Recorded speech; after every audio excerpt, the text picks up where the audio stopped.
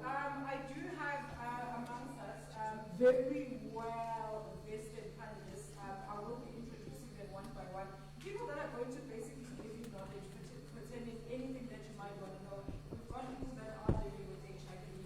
We've got people that are going to be telling you as students, Buti, if you find yourself being faced with a problem, particularly that deals with HIV, how do you then navigate around that, particularly on your campus as well? Abide, we do understand that you might not have access to our clinics and so forth. So these are the stories that we're going to be telling you today. So very quickly, can I please have everybody stand up?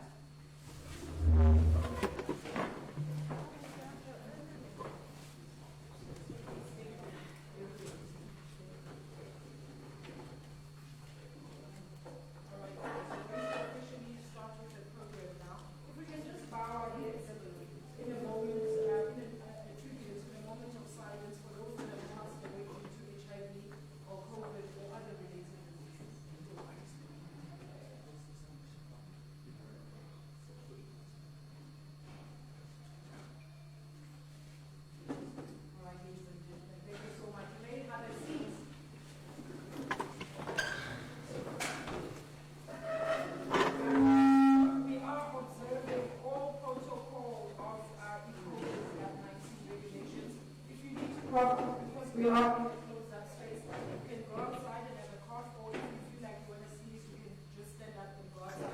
None of you guys on the floor can use your masks, unless of course you want to speak on the microphone. We will be having an open microphone because we are going to also be having an opportunity for you guys to ask some questions and hear from our panelists. Alright, without further ado, ladies and gentlemen, this is not my program.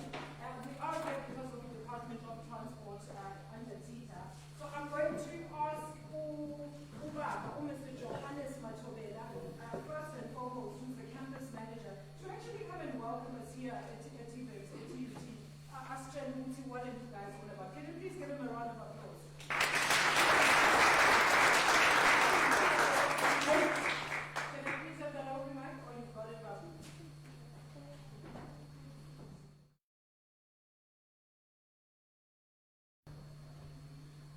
Good morning. Thank you, Program Director, Sis Alicia. Senior officials from the Department of Health, both provincial and national. Some are seated here, some are seated with the students. Distinguished guests from the transport sector, NPOs, NGOs, in the health sector, and members of the media. Let me not forget our from the South College staff that are also present here, our SRC leadership, and our students from all our 4 campuses. I believe they are all seated here. All protocols observed. It is a great honor for me to welcome you in this event, where issues of HIV,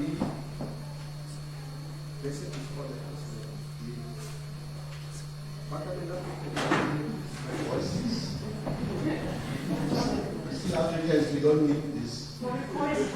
Yes. Yes. All right, it's a great honor for me to welcome you in this event where issues of HIV will be addressed, notwithstanding the gender-based violence that is rigging our country. We've seen in the media what happened in the Eastern Cape.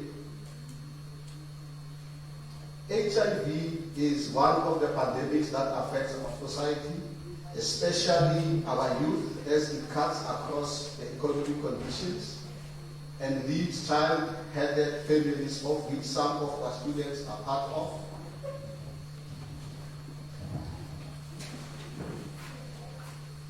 As we all have seen, the theme here today is HIV still needs our attention, which is also relevant because it reminds us that no one should be left out. I see that there is also a section in our program which will deal with questions and clarity-seeking questions. Students, please participate by engaging the speakers around these issues, and only issues around HIV, please This is not the time to ask about NSFAS. The problem today is HIV, please.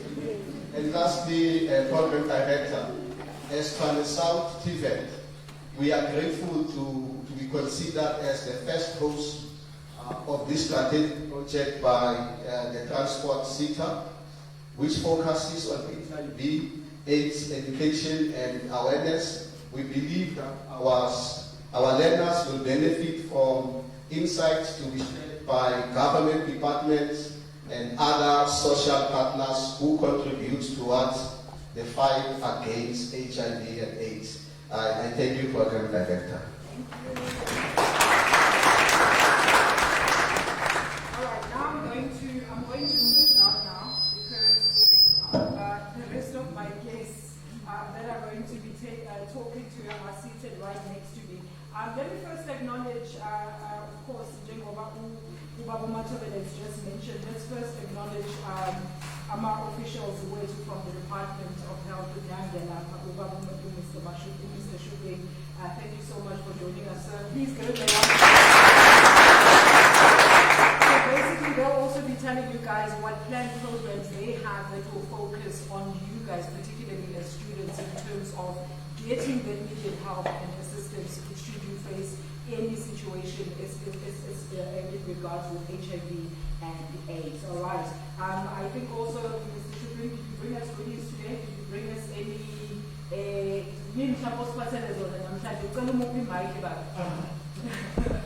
know I'm putting you on the spot, Mr. Shuping, you shouldn't be talking Yazi, but instead of you better on the spot, what have you got for us today? Maybe just 2 minutes, sir. I don't know, Alicia. Why are you doing this to me? Thank you so much. Good morning, the guy. Yeah, we are here to really support this initiative as the Department of Health. As all of us are aware that since last year March, we've been engulfed by a huge pandemic that has really swept us off our feet, and therefore this initiative is saying let's get back and really ensure that HIV is also not lost in the clutter of this pandemic. So today we've really brought with us information that will empower you. But the big thing now is prevention. Prevention is better than cure. How do we re-energize the prevention agenda as a department, as government, with yourselves as young people? We know that you young people are the people who are always on the move. You're tweeting, really the people. You're leaving us behind. But we want to now to catch up with you in a very big way to say, let us deal with these issues.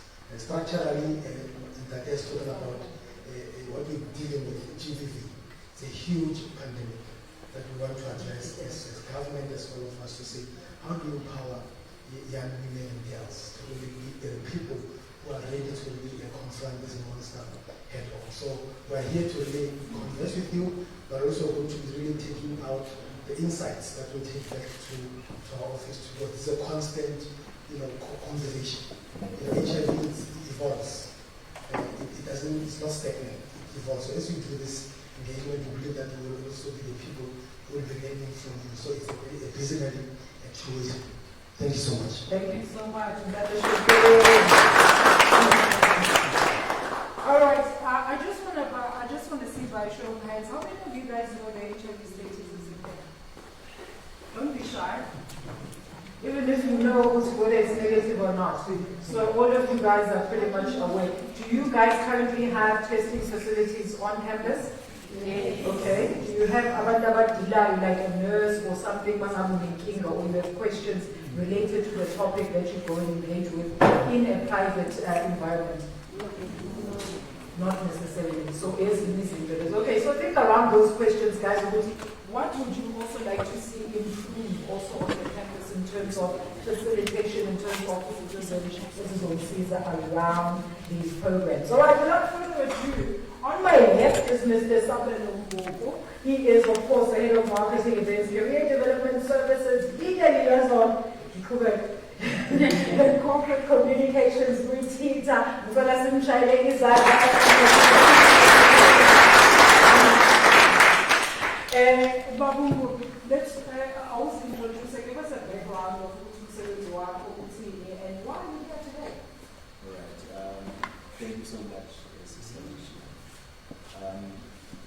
SETA is one of the 21 SETAs that we have in the country, and our mandate is purely to facilitate skills development and training within the sector. Now, if one of the students might be asking how do we do that, when we talk about learnerships, we talk about internships, we talk about apprenticeships, we talk about even bursaries at times. These are the vehicles that we use to facilitate skills development and training in the sector. So young people become beneficiaries of our programs because they have an interest in getting into the transport industry. And the workers that are in this space, somebody based on that. Look at us supporting these initiatives. We are creating software conversation around the issue around HIV and AIDS. We understand that the audience are very much active, and if we then begin skilling them without giving them the know-how, how to manage the pandemic that could easily affect the contribution that we are making in terms of space development. So our investment will be paid.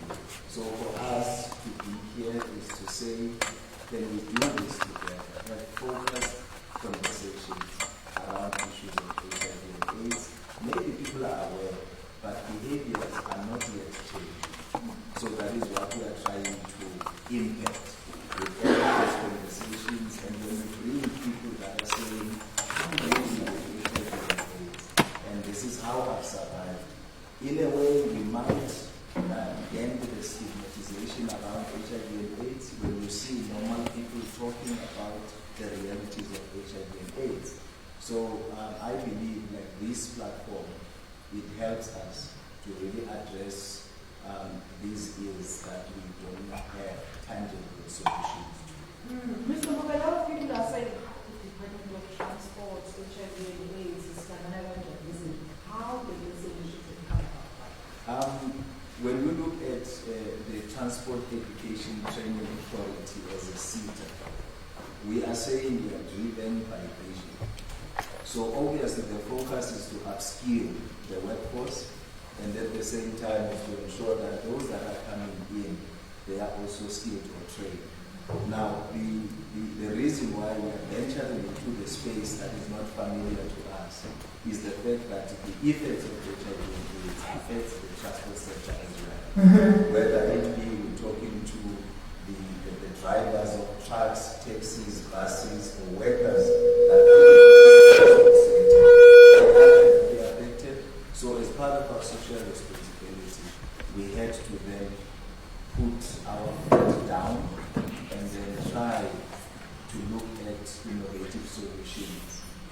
Campaigns have been done, but we are trying different ways to try and reach out to the different communities. And I believe the roundtable discussions allow young people to engage, and when we stream on social media platforms, it extends the reach. When we stream on platforms like TUT, Tswana FM, it gives leverage to the messaging. And I believe at the end of the day, the issues of HIV and AIDS will be socialized, and it will be something that we talk about in our roundtables at home before dinner, and it's no longer a scary conversation. Absolutely. Your sunshine is great news today. On the far left, this is to please introduce yourself. I don't even think I need to mention Okay, I'm from Calvin. So I'm a young woman living openly with HIV. So I'm just going to tell a little bit of my story. When I was 16, I was one of the states affected by it. And then that's why I came from my bed. I'm saying I was one of the guys, meaning past lady. So I'm trying to show you something you see.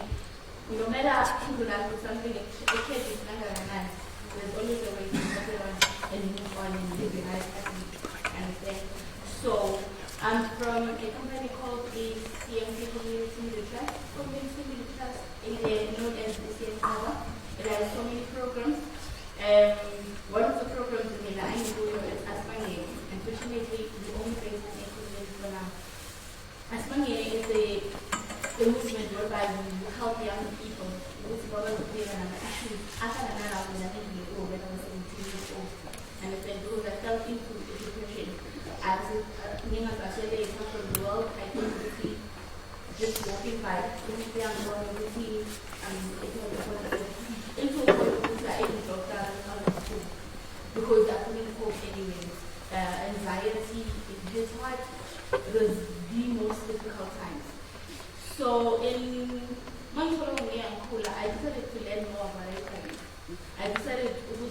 register and be part of different organizations, understand more, know better. Ikubuyami, they say HIV this, HIV that, HIV blah, HIV this, and then until I understood it's not the end of the world. So apparently, today in my ARV was I started taking my ARV when I was 14. In 2014, till today, never reported, never got sick, and I didn't have to ever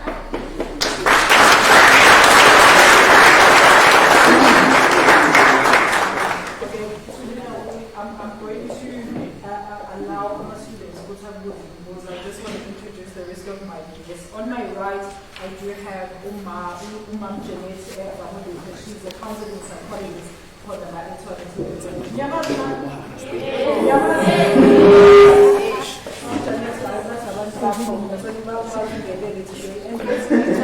for those who also have an audience that is watching online, maybe those who don't have my words, what is the veteran particularly around the Okay. Thank you, Chair, and good morning, everyone.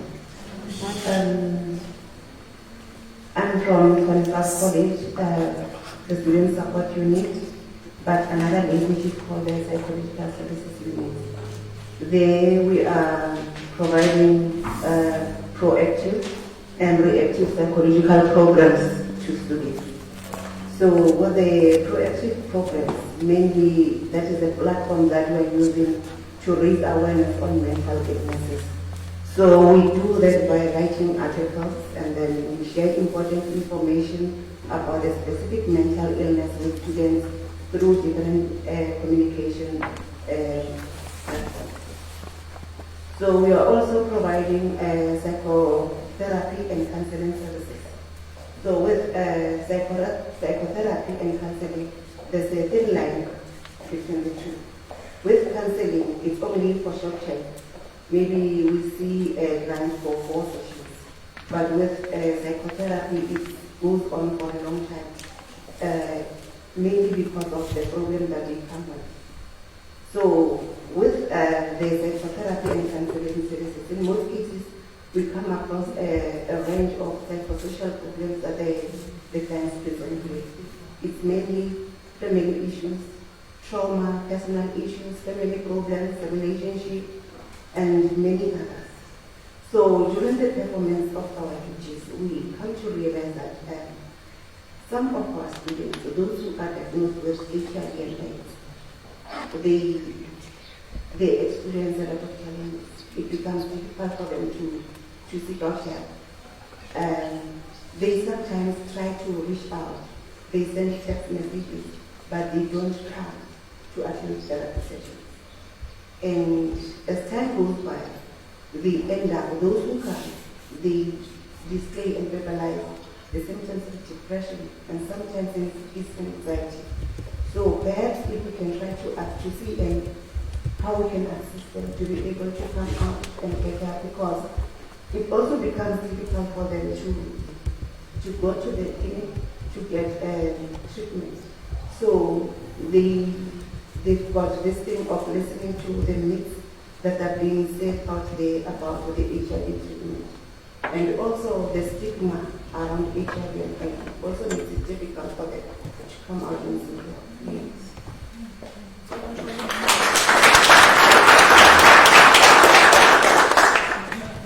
I hope you guys in Yazoo you can utilize the services. Whether she is here, she's available to help.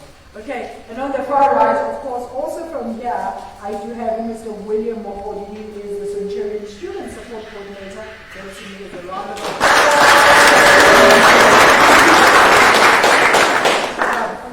Thank you very much. Yes, my name is William Moholi. I come from the Student Support Services from this particular campus under the leadership of Mr. Musweu, who is currently today not with us, involved in other activities of Department of Higher Education.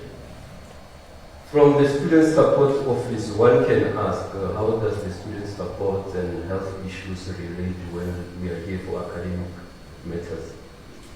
It's very simple. We are mandated, and our role is to implement what we call student support framework, which comes from Department of Higher Education. The student support framework comes from the first level, which is pre-entry. It's when you come from your high school. When you enter by our gate, we need to screen you. The career guidance and everything, giving you NAFSAs. When we start giving you NAFSAs, when we start applying for NAFSAs, government is investing on you. When we invest on you, that means somehow we need to guide you. We must nurture you to have a healthy lifestyle. So meaning that the money is put on your studies, your allowance and everything. It's our role to bring this type of activities, this type of program that can more often remind you the importance of keeping a healthy lifestyle. You are now in class. We call it on-course support. You are on campus. You have seen several times there will be gazebos and tents in your campuses for different types of activities. This is student support, saying, as much as this is not part of the curriculum, but what can be done to keep on informing our students about this type of activities. When you exit the institution, you have passed school level, have passed with distinction and everything. Level must look for a job. When level looks for a job, we don't want level who doesn't understand who she is, who doesn't know her status. The companies as well, they don't need level who's not aware, who have been just living recklessly, but now here she is. She has done well academically. At the age of 22, she's starting to realize, no, I had this particular problem from the age of 17. So Eastern South College having 4 campuses, which is Atletville, Old Campus, Victoria White, including Centurion Campus. We are saying, we are on the ground from the Student Support Office. We try our best to ensure that this type of activities, they take place. That is why we're very happy when TITA came to say, this is us, we want to implement this. We said, but no, we never done it with them. But why not? These are activities that we said we're going to open doors for them. We encourage them to come. As much as we are seated in here with plus minus 40 students, we feel like it's not enough. We'll be glad if this type of activities can rotate the campus so that we can cover as much students with this type of activities. So yes, from the student support, we are saying we are able to have this type of activities because of our senior managers who are always saying, as a student support team, feel free to implement, be versatile, do as much as you can to make the student lifestyle be enjoyable while you're teaching them a lot. I think that's all from our student support so far.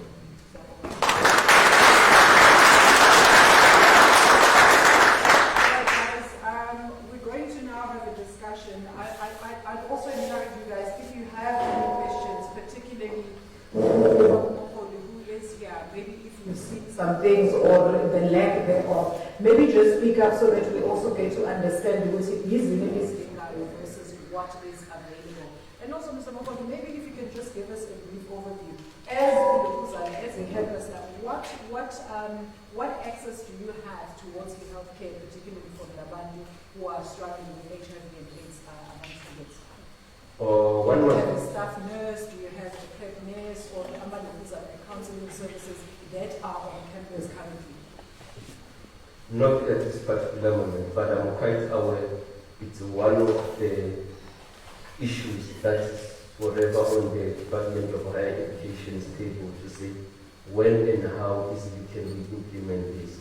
Currently, I know there is Higher Health which is trying their best to ensure that services are there in all institutions. And as a college, that's why we said, if we have capacity to have house genius, let's have house genius.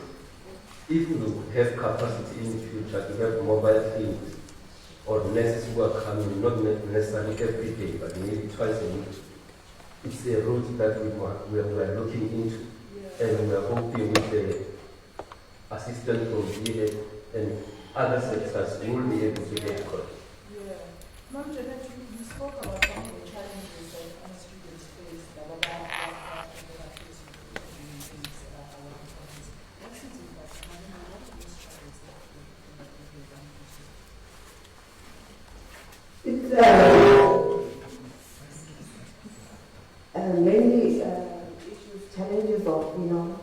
seeking out medical treatment and also seeking psychotherapy because of the stigma before. It is difficult for them to go to the clinic. You know, in most cases, they would say that, you know, when I go to the clinic, I know I'm going to meet people who know me. And then it means that automatically they will know that I'm also HIV positive. So I'm not going to go there. So there are also a few of them who go to the clinic to collect treatment. But when they come back with the treatment, it is difficult for them to start taking the treatment. Say that I'm not yet ready to disclose my status at home. So if I start taking my treatment now, it is when I'm at home, I'm going to. So I have to hide my treatment and then eventually I'm taking treatment. So I have not start taking it now. And then when you look at it, the time is low. So we try to convince them to start the treatment. Okay. All right. I'm going to take some questions now from the floor. But before we do that, I mean, COVID-19 has always masked. Why do you feel the need to revive the message? Because it's a viral disease. COVID-19 is a virus. So those two things are going hand in hand. You already have a compromised immune system, of which I don't think this message is coming in from our health officials across board. Guys, if you have a compromised immune system, you need to take extra care of yourself, particularly around this time. So why do you feel the need to revive this message? Because people are just thinking, put a message that are currently all over. I remember there's been a couple of reports that we've dealt with in the news. First with OTRT, if you're taking your ARVs, you don't have to worry about COVID-19 because it is affected. And then another study comes through 6 months later saying that no, but you do have a compromised immune system already, so you actually need to take extra care of yourself. But now, I feel that the message is getting lost in between. Yeah, I think, Mrs. Anisha, we need to focus our energies on what matters most, which is our lives and our livelihood. Now, when you look at the HIV and AIDS, when it started and everybody was here. And then you reach a stage where people now are fatigued in even taking the medication that is allocated for them. Obviously, if we then take a shift to the fearful COVID-19, then the focus would be relegated as far as other illnesses are concerned. So we are then saying the little that we can do, the little contribution that we can make to sensitize communities and begin to say HIV is still alive and it needs us to pay more attention to it, because if it's not attended to, there are still deaths that are associated with HIV and AIDS. So it's very critical that as much as we have to deal with the pandemic that is COVID-19, we don't lose sight of the reality that if you don't test early and know your status, you won't get into treatment until you get sick. And sometimes when you get sick, there is no coming back. But now you have an opportunity, if you go and test early, get into the medication, you suppress your viral load, and then you are able to sustain your life. I mean, Tubi is a typical example here. Yeah, she's a typical example that is saying you have it, but it cannot control you. You can manage it and live a positive life. Because people who are taking the medication and they are committed, they don't get tired, they can live longer, and there is nothing that will shorten their lives because they are HIV positive. So I think that is the message that we need to get across. That yes, COVID-19 can give you 2-3 days to survive, but if you test positive for HIV and AIDS, you can live until the end of your life. Let's talk to you about this statement. I mean, how important it is for particularly our students to get over their But because really, going to take the medications, uzoshona no muntu because ulinde ukuthi abantu bazothini. Those people are not with them necessarily like it's the medicine. How did you overcome that? This is what I always told myself. Most people die because of abandonment. HIV doesn't heal anyone. Because people are stressing over things that are unsafe and things that are not important. And then eventually you need to think, this is you now. And remember, charity begins at home. Whereas at home, they don't only mean a kind. They mean you. If when I was causing yourself, I'm telling you, you will end up sitting in your bed waiting for help and so for me was starting to talk about it. Understand? I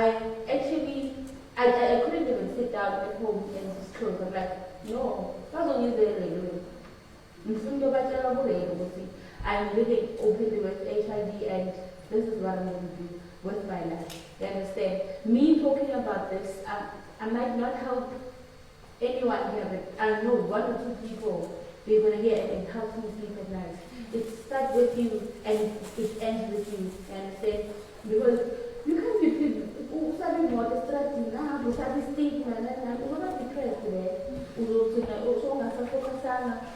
I had to go to school saying that. You can imagine working, one, 2 minutes in rushing to school. To think about it, I could just went to school and now it's jail. It's not the end of the world. I mean, because back then, other than we used to drink thousands of medication. We check in that. We only have one close to drink. Understand? So the only reminder, once you get used to it, the only reminder becomes your 9 o'clock time. Kind of cool, I'm HIV positive. But if you focus, like, the whole point is just focus on yourself. Dream if you're a dreamer. Be ambitious if you are ambitious. Understand? If you want to teach young people about HIV, teach. You know, the more you talk about it, the more you heal yourself. Yo, guys, there's also this thing I want to ask our students, and maybe you know how you also dealt with it. For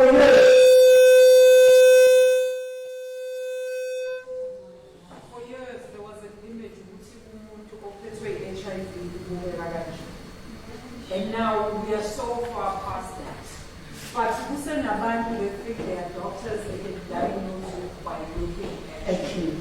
How do you see the other system? Yeah, what's up, my qualifications?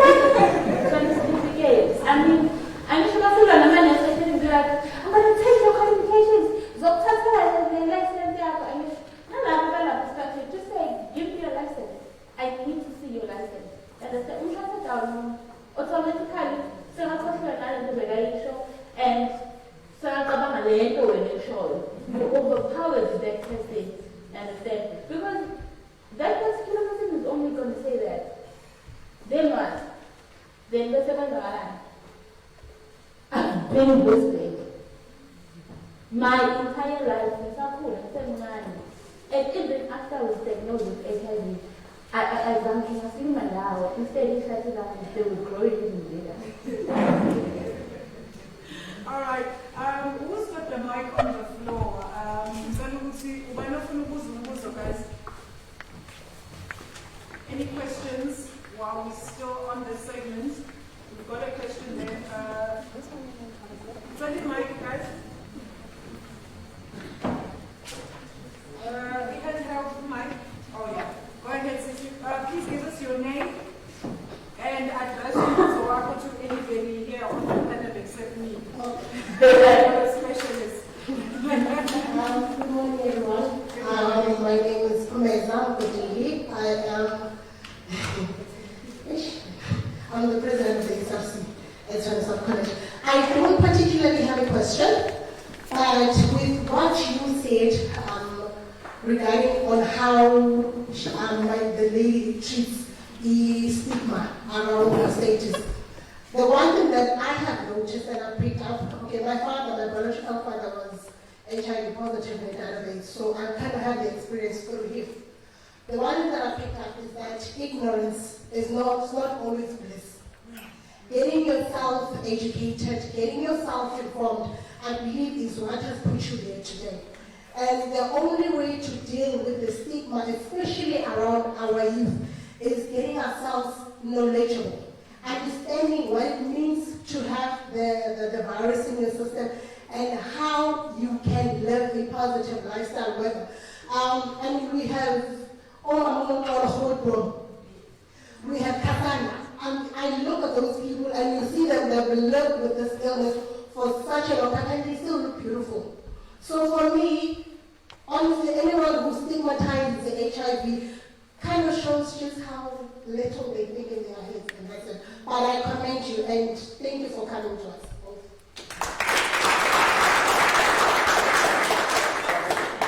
Any more questions on the floor? Got a question there.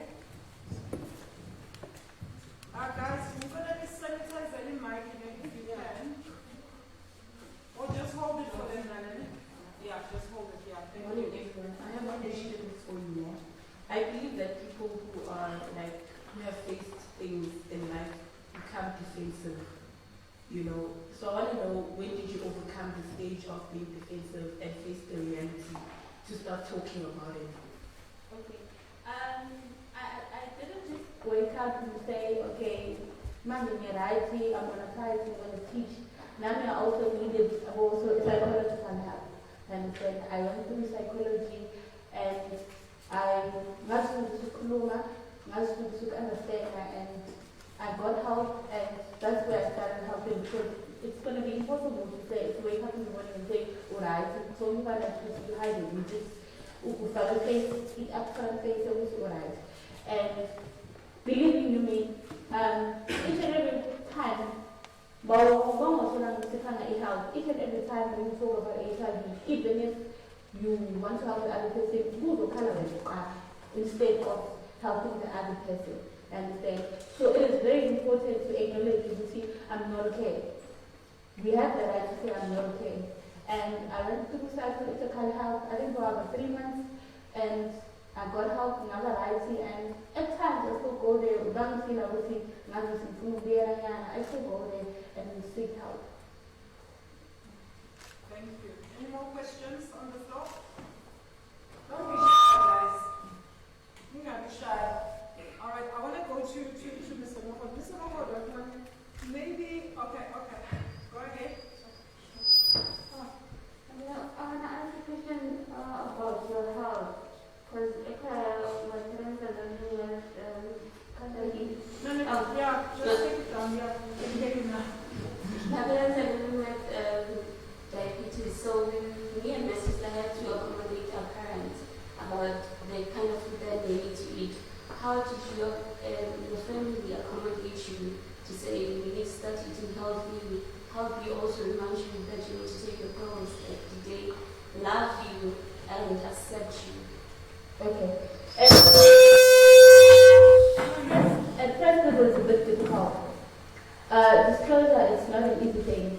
You wake up in the morning, you look at yourself in the mirror and you practice and you're like, I got it.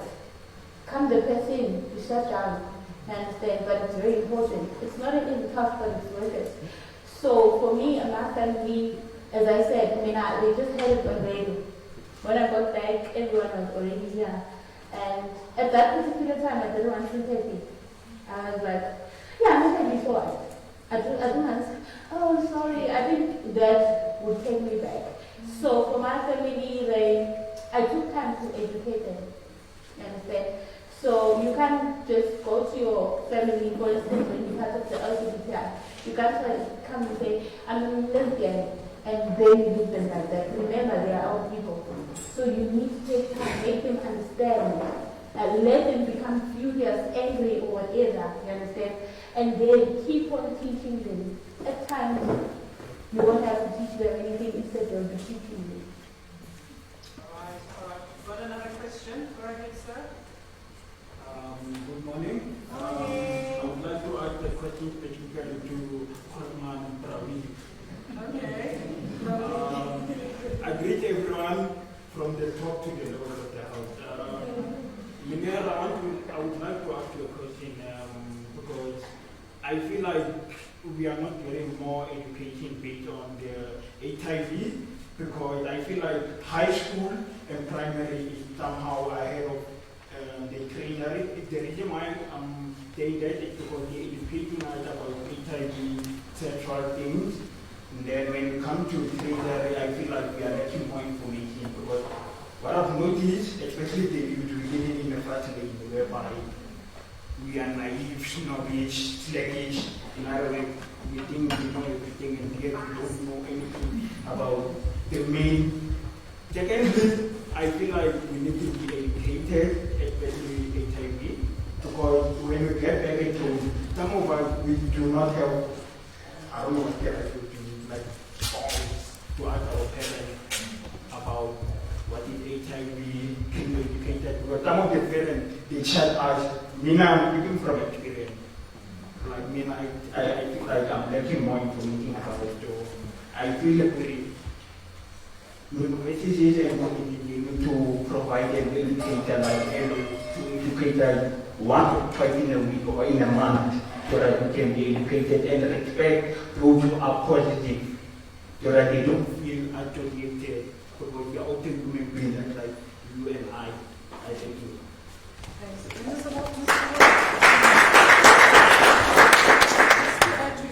This is actually what I wanted to ask, because coming from Mrs. Kuma's aware, she mentioned in about education, so this is what I wanted to gauge, was the facilities that you guys have in terms of giving them information and education to support our students when? Thank you very much. One was start by acknowledging that when you deal with teenagers and with these issues, not everyone is going to show interest. That is why earlier on I mentioned somewhere, somehow, Department of Higher Education, Department of Health, I don't know how, this must just be part of the curriculum. I know in your primary, maybe in Elbow, you have a smaller yana part, which also doesn't go into details. Because as students as well, we must be able to say yes. Almost after 3 months, the Agazi was there. And when I go to check the stats, the registers of people who visited those nurses there, per day only 25, while I'm having 1,200 students on campus before COVID. So you can tell that teenagers, students are saying, if you are not bringing this to me, I'm not forced to attend this, I'm not going to go to it. Is there, the marketing was aggressive from your classes, you are told this will be happening, but simply because I feel like if I go there on the gazette, what are my friends going to say? But if this can come into our classes, it's a period, and expect is taking us through this as a class. No one can feel as if like, why me, am I only the one who's consulting about this? I think that's the other thing. And look, we as society, as a community, we've seen that 2 months back on social media, you have realized there was what we call HIV. You remember that? It was a joke. It was a young man in a hospital with drips and everything. People were making jokes, but HIV. Until one day I went through the comments and I found some young lady, not to say calling order, but trying to show to society to say, I'm a young woman living with HIV, I have family, I have friends, and when I see what my sisters and brothers and community doing on social media, how do you want us to continue being strong while you guys are making fun of this type of people? So it starts from us. If you see Lebu going to the gazebo to inquire, and you tell your friend, I think Ulebu has a problem. Last month they were here, she came. Even now they are here, she came. It starts from there. Those people will forever come here, nobody will be willing to go to them, because it's a matter of to say, what if my friend says we're going there? But yes, you are correct, there is not enough information. That is why in several meetings as student support we emphasize, let this be part of the curriculum so that students and learners, they can be able to be well informed. Thank you very much. Thank you. Thank you. Any more questions? All right, Nancy, question at the front, Cece. Maybe just as you have this question, you mentioned earlier on when you started with those that are faced with HIV or AIDS, it can sometimes lead to depression, meaning it can cause some sort of mental illness. What are the similarities there? In the episode of depression, they cannot have any avenues or outlets, levels of what will then cause people to be exacerbated a lot. Based on the experiences that I came across, I would like to believe that it's because it is difficult for them to accept their status. So knowing that an HIV means life has to change completely. So that is something that is difficult for them to adjust. All right, we can go ahead with the question in the front. Thank you, Mr. What is it? My name is Kuchimiti. I am from the Community Media Trust. As organizations, we would also like to be given a chance because what is asking is what we offer. We have the information that he has in full. We have all the details. So please give us a chance as organizations so that we can help such people. Even if it's 2 out of 10, we will make it. Tell us a bit about your organization and what it is that you guys do. Okay, Nova. At first, we used to deal only with HIV. The first ad that you see on TV in 1998, it was from our company, Community Media Trust. So now we go through the schools, TVET, we have programs like gender-based violence, HIV, even behavioral change as a whole to our participants. So we get into details, a lot more details. We give all the details. Okay, but what do you need to do to get access to it? Because I think that's what the students want to know. Would you then come and facilitate some talks also here on campus? How would you then come about with those ideas? We do it in a form of facilitation. Okay. We come with a team of facilitators, trained facilitators that have information and knowledge ending to them. Okay, Mr. Makolo, you have accommodate such groups on your campus? Noted. We'll take it from here for more details and how best we can implement that. Very good idea, and thank you very much. Okay, thank you guys. Maybe Mr. Mbogo, just to close before I leave this panel, maybe a closing statement to about the HIV is so prevalent. COVID, even though COVID is number one killer, but our focus today is HIV and AIDS. A lot of people, even if auto-infected, you are affected in one way or another. How HIV has affected us. So, maybe words of encouragement, and also what else can people do to get maybe more information from your website here in Okay, thank you so much, Alicia. I think from what I'm hearing even now, it confirms that there's a huge gap. Yes, information. There's a common tendency of looking at them and us. There's no eye in between. So the sense of responsibility is delegated to either the Department of Health, and I'm hearing now from the students, they are waiting for the campus to come up with initiatives to inform them. So that is where I think the gap is. Hence we are saying, let's socialize the conversations around HIV and AIDS. Let it not be an event, let it not be an intervention, but let it be a social response where we are able to talk about HIV and AIDS. When you are having dinner at home, let's have those conversations. When you are having those small gatherings on campus, let's have those gatherings.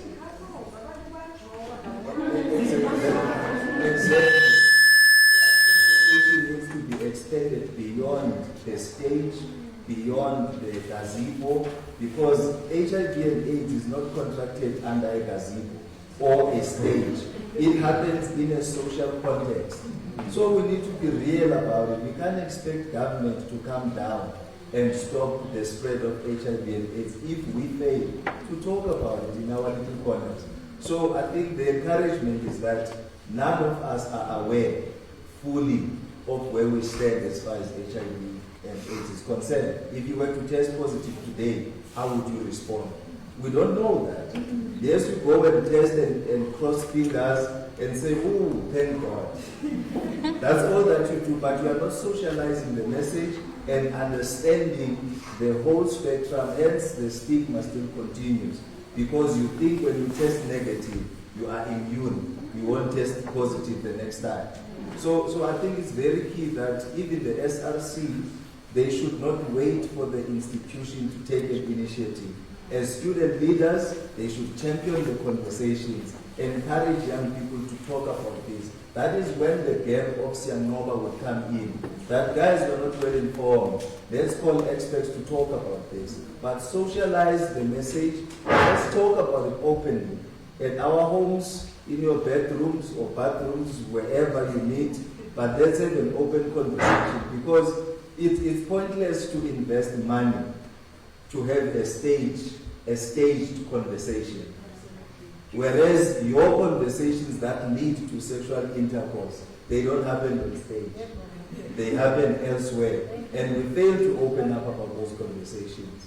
Because infections rise, because I failed to tell you that I'm positive or I know my status. So we just keep this unknown factor, but we keep spreading the virus. So I think the responsibility lies with you and I. Let's take ownership. Let's not wait for external interventions, but let's take ownership. I think if we can achieve that with these engagements, we would have won the battle, even if it's a little.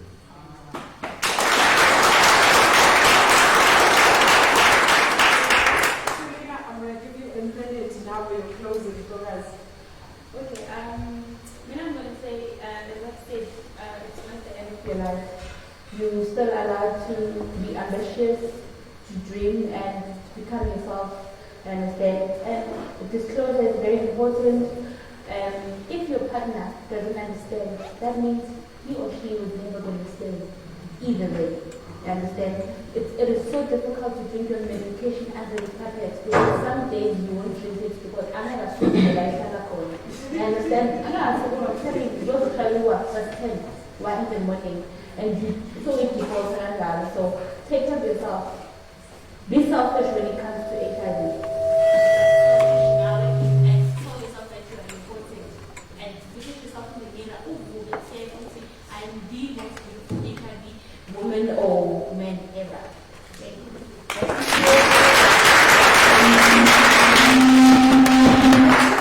Marjorie, your closing statements today? What I can say is that we know that being diagnosed with HIV and AIDS is something that is difficult. It is not easy to start by accident. It is normal to go through different phases and a lot of difficult emotions. So after you have discovered your status, while you're still in that state of shock, come out, seek help. We are here to assist you to go through all those phases and accept and take care of yourself.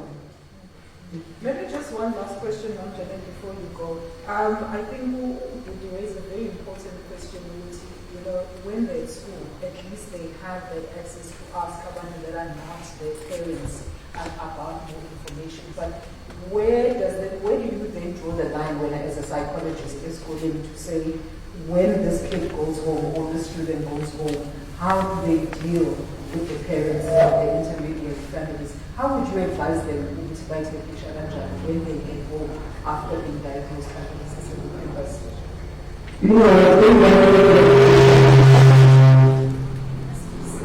It doesn't cause anyone to disclose.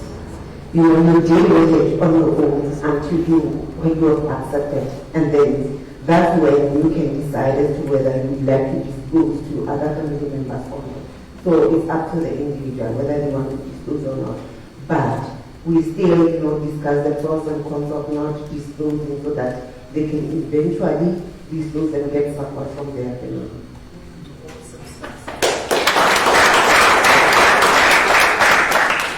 Uncle Willie, your closing statements today, and also maybe just give us a brief overview. If you do have a system in place where the student hears, when I go to the store, this is where I will get help in conjunction to my HIV or AIDS status, and it's going to be treated with privacy, and my human rights are going to be respected. Thank you. Just Mr. Mbugu just said, this is our responsibility.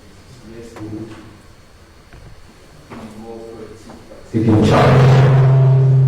We need to be more proactive by taking charge. We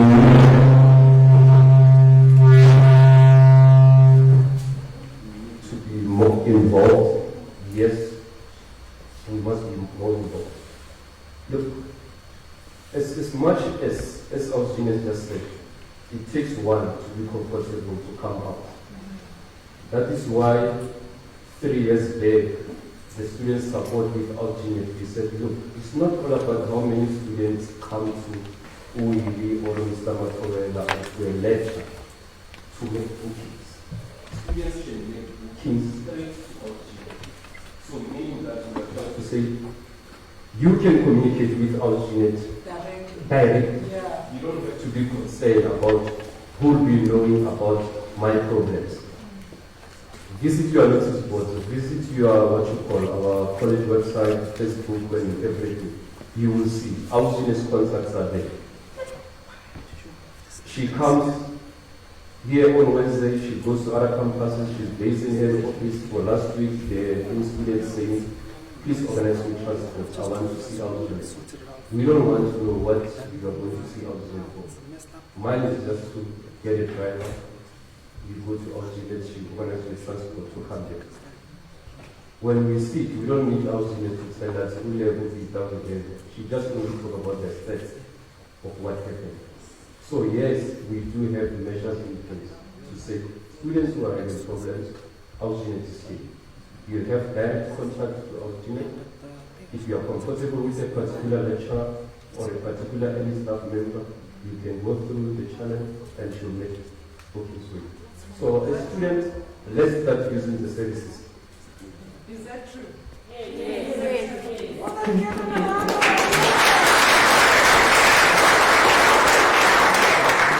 All right, ladies and gentlemen, thank you so much to my first group of panelists. Thank you so much. I'm going to now usher in. Guys, can we just give them a round of applause?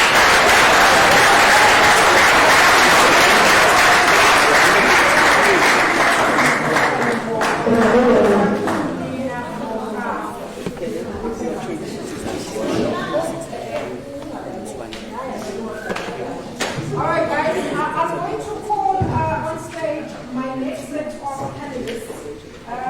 Please help me welcome, with a huge round of applause, ladies and gentlemen, Miss Mayeshela Maieha.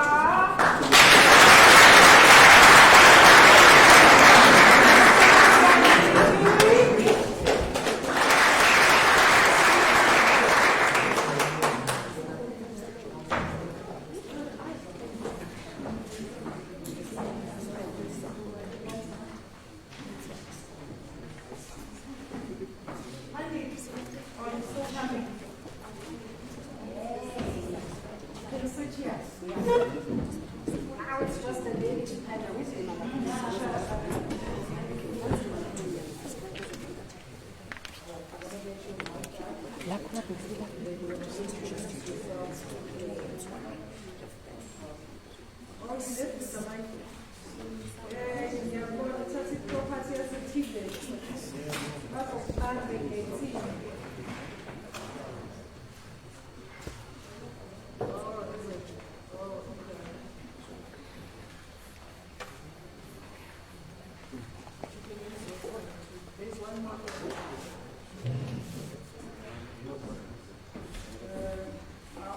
I'll survive.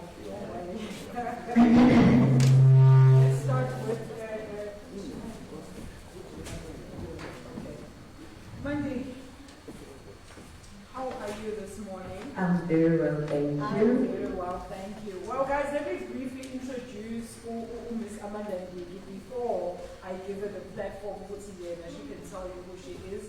As you know, Amanda is the author of Stepping Into Your True Self, Life and Business Coach, as well as the entrepreneur. But then there's this special thing about this lady. I think I must have met her about, it must have been 4 years ago, because we just in 9 years bunch.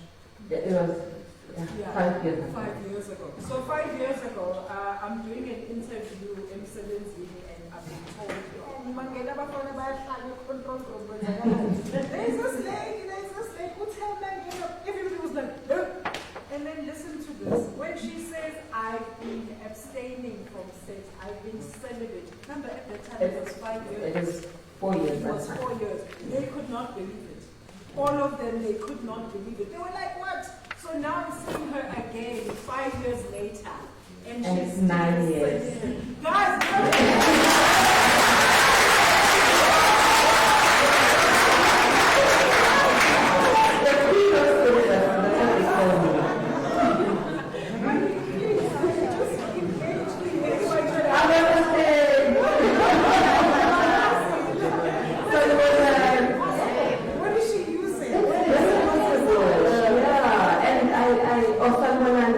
before we go on, it's still morning, good morning. What are you doing? Introduce myself? Yes, introduce yourself. Okay. Tell us a bit about yourself. Okay. Yeah, sure. So my name is Amanda Ndiki. I'm an author, I'm a life coach, I'm an entrepreneur as well, mom. Yeah, so I'm the queen of celibacy as well. That's what they call me. I've been celibate for 9 years. And my journey of celibacy then comes to this event as an alternative. You know, we're not saying it's a solution. It's an alternative solution to combat teenage pregnancy, to combat HIV, right? And the reason I journeyed into celibacy was for inner self-healing. Sometimes you don't need medicine to heal. Sometimes you need to journey down to yourself and deal with your dysfunctions and deal with your self-sabotaging behaviors. Sometimes we like pointing on external issues that affect us, but we never want to travel deep down and say, what is my responsibility in everything that I'm going through? And I'm not talking about people that have been experiencing rape, please hear me well. I'm talking about intentional decisions that we make as youth to self-sabotage ourselves, to be reckless about our lives, to get ourselves into unhealthy relationships. You see all the red flags, but when you choose to see a cannibal, we must talk about those things. Yes, we must talk about the fact that when there's information about learning about celibacy, HIV/AIDS, abstinence, you wouldn't attend. The choices that we make, they empower us. So the choices that we make will empower us or disempower us. So most of the time, we don't choose information that empowers us. So for me, I thought there is just something wrong in our black nation that you get into each and every household. When it's a weekend, black fathers, we are prunes. You go to a restaurant on a Saturday, you see white families with their families. What? Black parents are not present, and it used to affect me with what is wrong? But you see them with Amasai chicks in each and every corner. Adultery is viral in the black society. Black men are sexual predators. Yes. But that's the reality of it. I will tell you now, when she was standing up fixing herself, what were you guys doing? No, we need to fix these things. We need to fix them. There is nothing wrong in admiring a beautiful woman.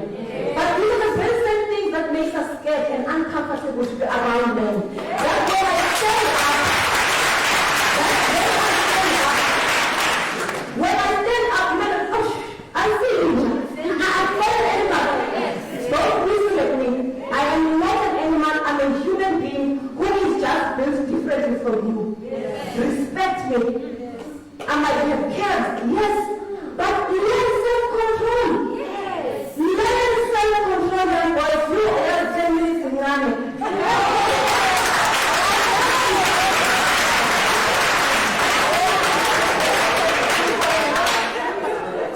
Just to close off quickly. It is abstinence. Sexual abstinence is not a disease. Right? You are not missing out on anything. Instead, you are missing out, on what? On sexual rejection, on hate that you experience, on brokenness and the wounds that you carry right now as young women, from all the pain that you gather from this unhealthy relationship. So first find yourself. What makes you as Amanda? Why do you engage in sexual activities? Is it because you are lonely? Is it because you want to feel validated? Is it because it's going to leave you?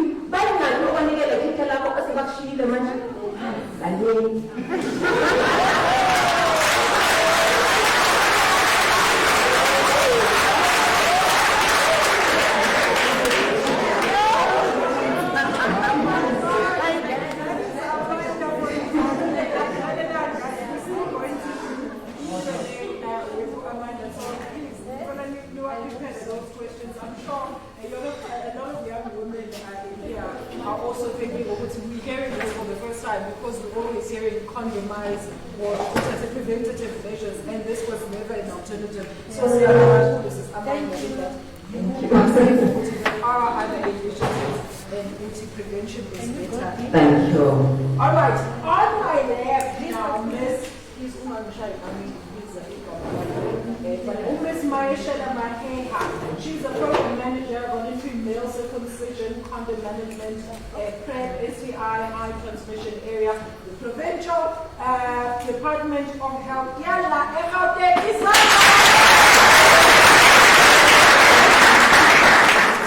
okay, Maishela, please, also share the Department of Health. Why are you here today and why you support this initiative? Okay, good morning, everyone. And the reason we are here in the Department of Health is because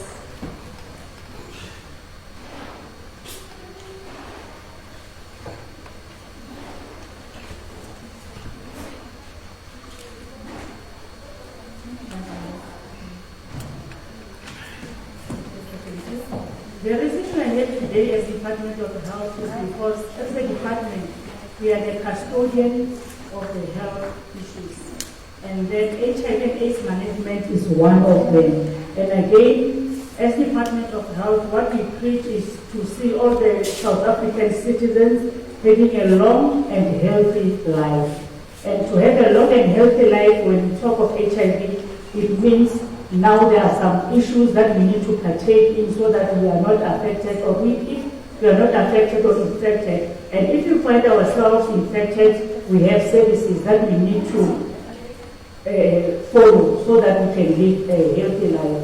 And then the other thing why I'm here today is for me or for us as a department to share with you the services that we have in the department within which you can benefit from them. And then on top of them, when we talk of HIV and AIDS, the primary or the entry phase is prevention. Because if you are, like somebody has indicated earlier on to say prevention is better than cure, that's very true. So when we talk of HIV and AIDS, we've got some preventative measures that we need to take, like I've indicated. You as youth, you can also benefit from them, because when I look at you, I see the future generation. Because I was once a youth, now I can see I'm in future. I'm in future now. So I want you to be in my shoes at your age, and then for you to be in my shoes at my age, you need to follow up some other services that we at the National Department of Health are rendering. And then on top of prevention, we have services like voluntary medical male circumcision. With voluntary medical male circumcision, research has been made and found out that 60% of people, 60% of people who have circumcised, they've got a 60% chance of not being infected with HIV. Somebody can ask how. You know, when you are not circumcised, we are having the root here, the Ellis cap.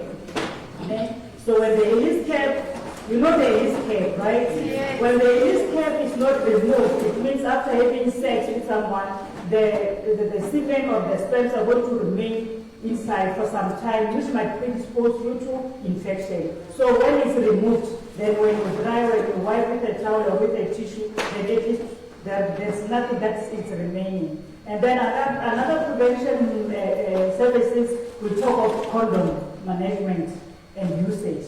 And then when we talk of condom management, we encourage you youth, not only youth, everybody, because unfortunately HIV knows no boundary. It affects everyone. So we need to continuously, consistently, correctly use condoms.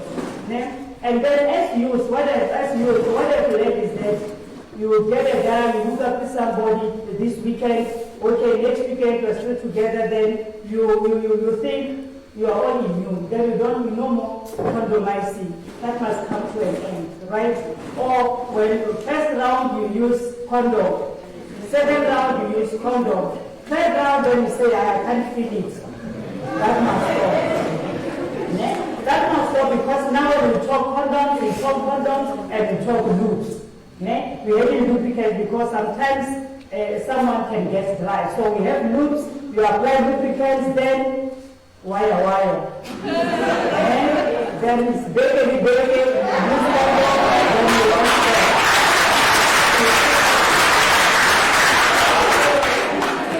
yeah, those are the prevention programs. We also have PrEP. PrEP is pre-exposure prophylaxis.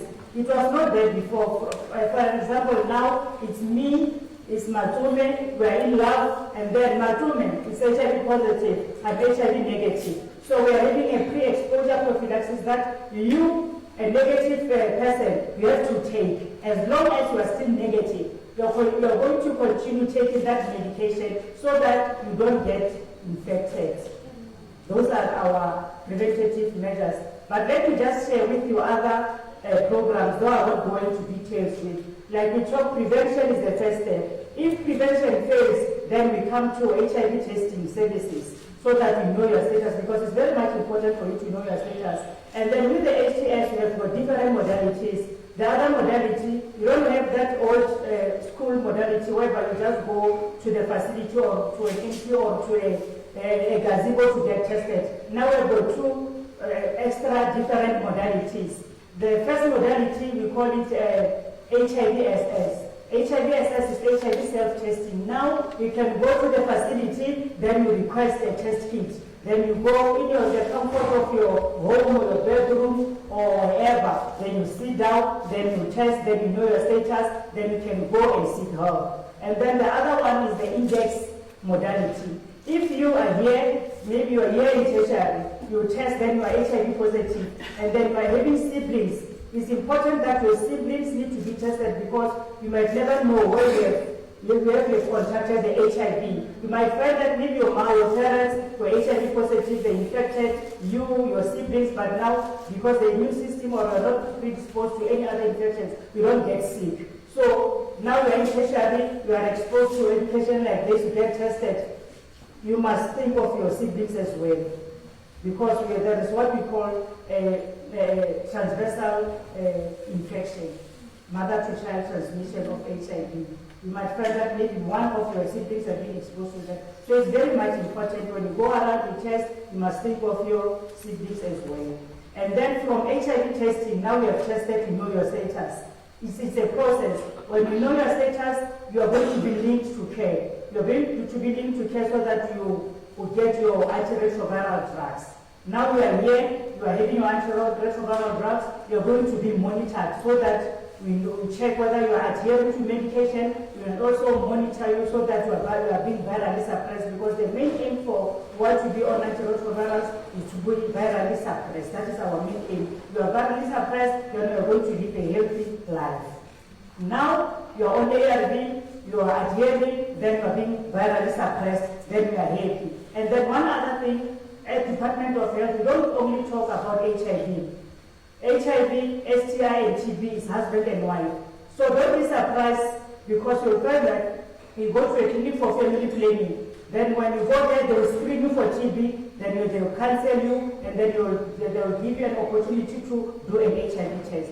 So HIV testing and counseling and TB screening and COVID screening are now hand in glove. So wherever you go, it doesn't matter what services you're going to look for. And you go for dentistry, and you go for gynecology services, reproductive health, then you get that. And now when I'm still talking about the reproductive health, it's also a couple. When you go for a service, as a youth, you must demand this. Okay? So gone are those days where you go elsewhere, then you wait for them to offer the services. When you go to the service, they do you TB screening. You must stand up and you must voice out to say, may you kindly screen me for STI? May you kindly screen me for TB?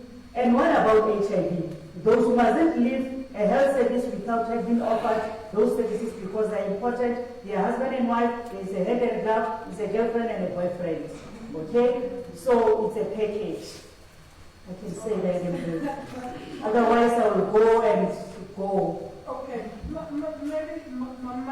maybe talk to us about focusing. Is there a specific focus for places of higher learning like University colleges, universities, colleges, and other institutions of higher learning?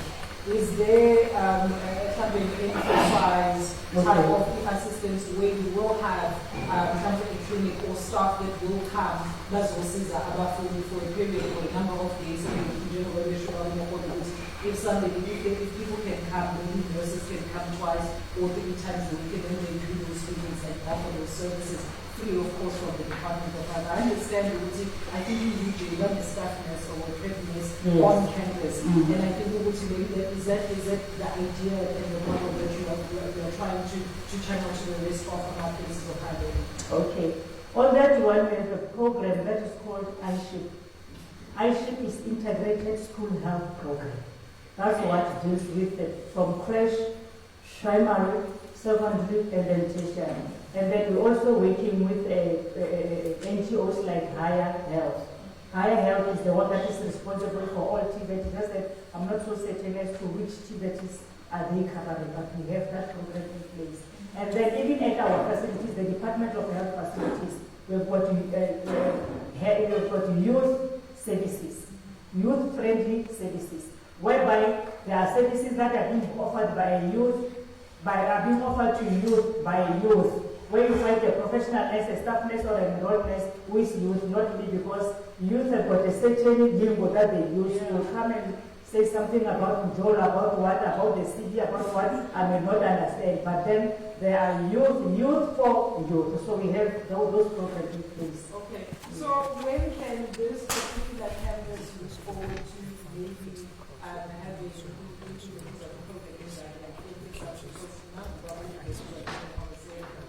if they can get their assistance, because currently they have a counselor on campus, but generally only 25 people will come, but they're asking for more assistance. So what can you say like beforehand, what can be your commitment to them to say, listen, we will look at around the model, we will see that we are nurse out 2 or 3 a week, or 1 nurse that will come 3 times a week. What can we promise them today? Okay. My promise today will be, like I've indicated, we've got Higher Health. I will have to go and liaise with Higher Health so that I get to know which campuses are they supporting. That is the first one. And then to also liaise with the Tshwane district, because I understand this institution falls under Tshwane. To check with them how their program, how their integrated school health program runs, so that they can also be covered. And then when we talk of condoms, they can also be part of our primary distribution site, because within the province, we've got primary distribution sites, we've got secondary distribution sites. The primary distribution sites is where a province I order some condoms, but they come directly to you, and then we can issue to the students. Then we can communicate around that one, because I'm not certain as to where the institution is obtaining their condoms from. If I can get that, I think if outside this, I can communicate with the marketing person so that I can get to understand where are they getting their condoms, and then which facilities nearby, where are the students getting health services. And then also to liaise with the district, because the school health district will give me the direction as to how their school health program runs, so that we go in the institution for them to be covered as well.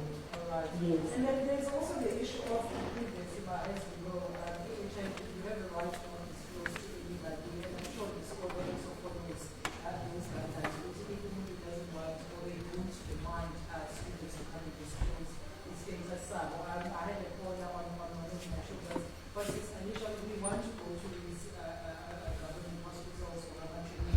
But let's figure out how much find ways to everybody knows it's people that are HIV positive. So what other measures are you putting there to ensure privacy and respect in this process of engagement between someone who is asking for help and the person helping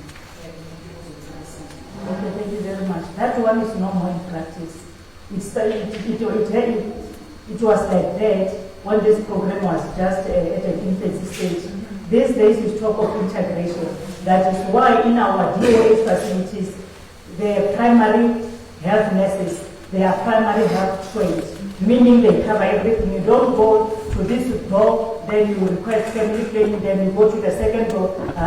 Within one roof, all those services are going to be covered. So there's no need to, you can go here and request for HIV services, request for family planning. When you go out, it's not like you're going to be stigmatized to say, when you go to the red door, it means it's HIV. When you go to the yellow door, it means it's treatment. When you go to the pink door, it means defaulter. No.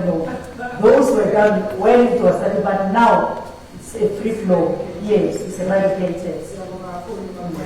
Thank you. Let's just give it a round. Let me go back to on my right. Now, Sis Amanda, I'm sure a lot of girls there, and even guys are asking, you mentioned the routine, you don't drive, and probably they are asking how. Can I then press the restart button after I've had sex, after I've had a child, after I've been in a long-term, exactly after I've been in a long-term relationship? So what motivated you to do when the logo and ganja? It's the same thing healing. About all the opportunities, about our ways of giving a certain information. But everything starts with that. So if you are not ready to change, if you are not ready to heal, so once you identify a certain pattern in your life, right? When I was married, I got a child and my husband did anyway. But then I realized after that, I never dealt with my pain. So our pain stems from different issues. Others are traumas, family rejection, which makes us behave in ways that are not pleasant. But still, while you are able to say, but Amanda, this is not you. And that's where my change came. I think the hurt from what I went through from my marriage then manifested in me behaving in a different way. And that's what we do, youth. Sometimes even young boys, then we want to hurt another woman. So we are in this cycle of brokenness. So all that I'm trying to say is, the abstinence, don't look at it as lack of penetration, or lack of look at it as what you will gain emotionally, spiritually, and physically. Because when you give yourself sexually, sex is energy. You are sleeping with a guy who, Omek G was doing there's a guy Omek G was interviewed by Somis. He was a podcast, and Somis was asking him, how did you deal with depression? And they were laughing about it, and it was a joke on the social media. What Papa was saying, there's just certain things that we have made normal, which are abnormal. And when she was saying, I was smashing a lot of girls. So you see what you take someone who is depressed, and you must come and deposit that depression into your own system, and you think you're going to get normal people. So sometimes the depressions, the diseases, the mental instabilities that we incur, it's from this sexual exchange, sexual energies of dysfunctional men, dysfunctional women. Women can be dysfunctional as well. Women can be toxic as well.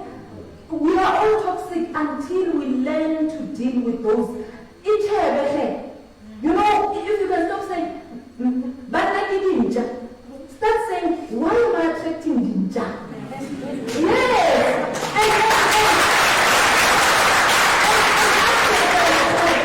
Why am I so comfortable with ninja every day? Why is I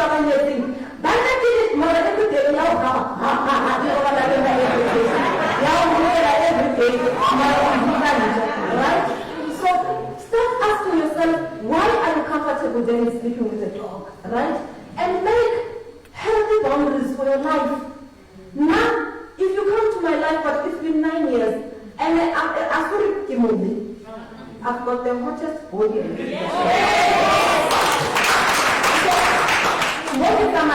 Right? But I've learned the power of self-control. I've created healthy boundaries, and I respect my boundaries. Yes. You don't respect your boundaries. You don't honor yourself. You are not faithful to your own self, but you expect a man to honor you and respect you and be faithful to you, while you can't do that to your own body and yourself. So when you come to me now, Amadandi, I don't care how many millions you have. I'm not moved by your money. That's something you need to validate yourself with who you are, not what a person can offer you. No one can buy my celibacy. No president, no rich man. It's my decision, and I stick to it. Whether I'm going through seasons of dryness, I'm a businesswoman. There are times where these men, they want to stick with us to give so that they can give us tenders. It's the reality we face as women. And it's so sad that a black man will never empower a woman until he enters in between her thighs.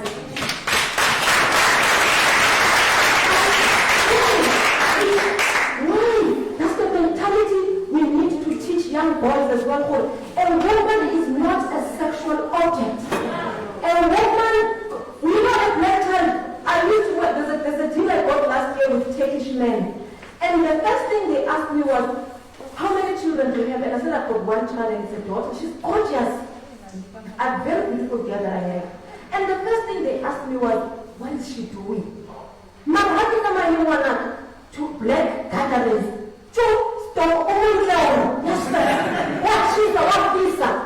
We need to change those narratives. We cannot, when we look at a woman, we should not see someone who's going to be a wife. We should not see someone who's going to be a sexual object. We must see a woman with a purpose, a woman who's going to change lives, a woman who's going to dominate leadership positions. We should be able to see that as young black men, because now we have a problem with balancing. Black men are feeling inferior by Matwakunan, Lumo, Ash, Alicia, who are very vocal.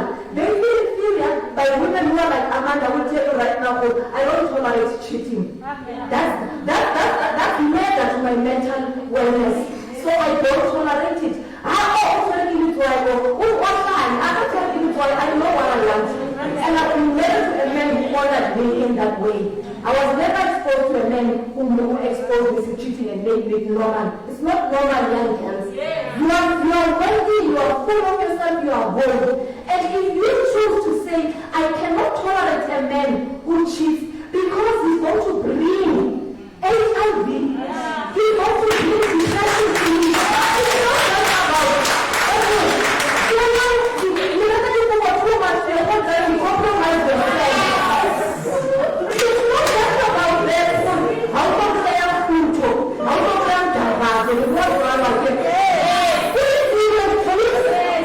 live your life and you're watching diverse. What 15 minutes or 30 minutes? And if you can, really, if you are negative right now, if you can, do all that you can to protect yourself. Amen. Yes, we understand there are other ways to protect yourself. There are medications. But if you are given an opportunity to stand on medication for the rest of your life because you cover it, why choose a route that is difficult for you but to care about women? Do not reduce yourself to sex. Life is bigger than sex. There is so much purpose in you. Write a book. Young Jimmy. The very same hormones that make you addicted to sex, you can get them by exercising. How do you make them feel? Because no, how can having sex how low? Not that dog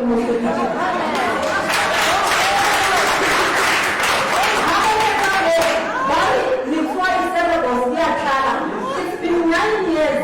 I didn't say like Guinness record because I didn't understand to continue so much what how's the heavy? There is something going wrong. Yes. I am very normal.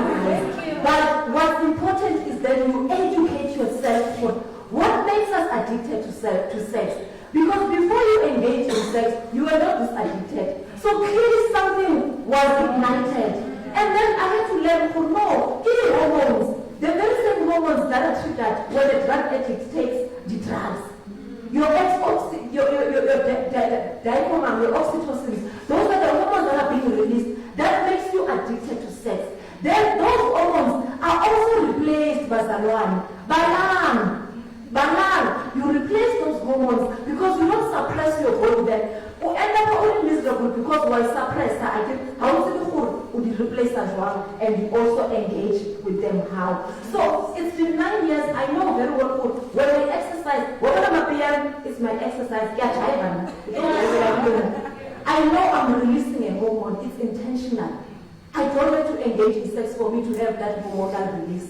Go to gym. You are releasing that hormone. I wrote a book. When I write, I'm releasing a hormone. So give your body balance. Whatever you are getting from sex, give yourself that balance from all these other things that you get from those hormones. So it's not like when Hausa engage, there is something in your body that will make you go crazy.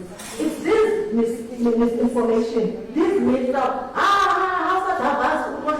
it's been 9 years. I function so much better. In everything that I do, I've got control, I manage my time. Like I look at you, even my emotional intelligence has improved. So that's why you don't look at it as lack of penetration. Look at it as what will I be gaining if I engage in this journey, right? Sometimes really it only takes you to look within. Why are you behaving this way? Look at your behavioral patterns. Why you Why are you abusive? There's a root behavior. We always deal with the symptom. Actually, there's a root behavior. Why further attention more by me? Let's start having those uncomfortable conversations. And be honest with ourselves. And then these programs, these programs will be so effective because now we are not dealing with what's on the surface. We don't want to be talking nice languages to you. We want to talk about the real uncomfortable issues of why do you cheat? Why are you cheating? Why do you cheat? What is that goal? I'm making an example. And then women, you still remember, but men can't talk.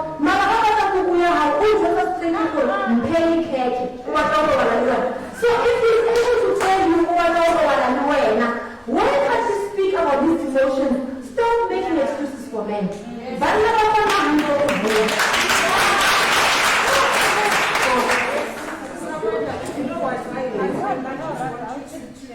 Clarify this point. Yeah. I'm sure we've got a room full of boys and men and women. Yeah. I'm sure you are abstaining, they're probably thinking maybe it's just a female thing. If I'm a guy, I'm lonely soul. But then, what do I do with that? What's really this sperm buildup that is in my head, as you were saying. But none of those things have been proven. Then you become abnormal or you have a chemical imbalance in the brain. So when we say abstinence, who are we saying it to? Both women and men. And then indoor. He abstained because I would want to know in a context of a relationship, it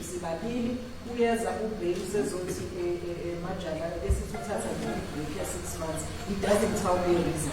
Yeah. Won't I want to then probe as a woman? John STD, Manja is taking it out of his system. Yeah. So all those things, how do you deal with such things, particularly in a relationship as well?